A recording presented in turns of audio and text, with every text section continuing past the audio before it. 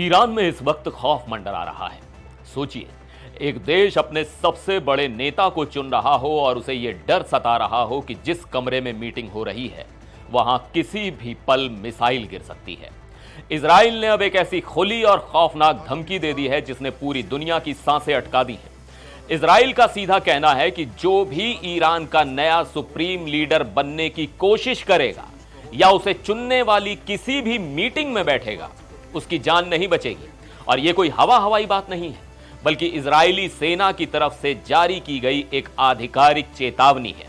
तो आखिर ईरान में पर्दे के पीछे चल क्या रहा है और इजराइल की इस धमकी के बाद ईरान का अगला कदम क्या होगा? नमस्कार, मैं हूं सिद्धार्थ प्रकाश।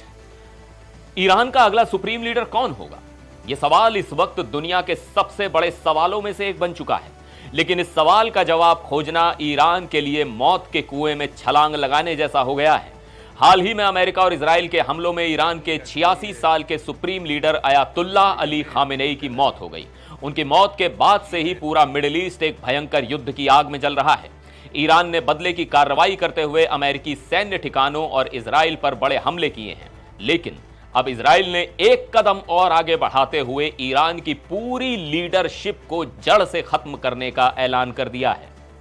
इजराइल की सेना, जिसे आईडीएफ कहा जाता है, उसने फारसी भाषा में एक बेहद कड़ा संदेश जारी किया है।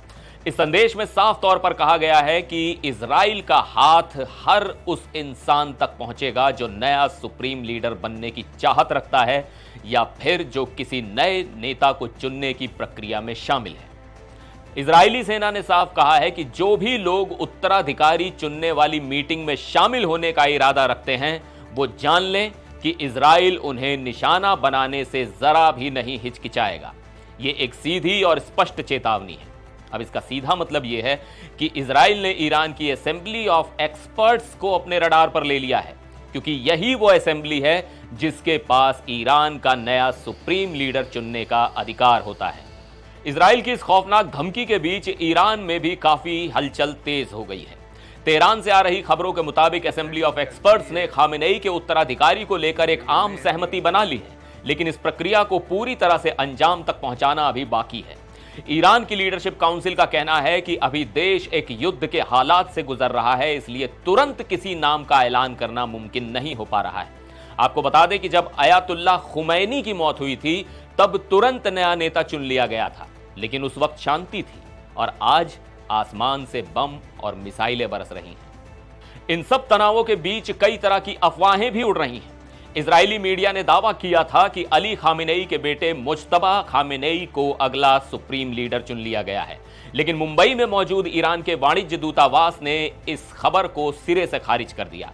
उन्होंने साफ कहा है कि ये सब सिर्फ मनगढ़ंत बातें हैं और आधिकारिक तौर पर अभी तक किसी को नहीं चुना गया है। इस सियासी और सैन्य उथल पुथल के बीच ईरान की जनता अपने दिवंगत नेता को अंतिम विदाई देने की तैयारी कर रही है। तेहरान के इमाम खुमैनी प्रार्थना मैदान में एक बड़ा समारोह शुरू होने वाला है जो अगले 3 दिनों तक चलेगा।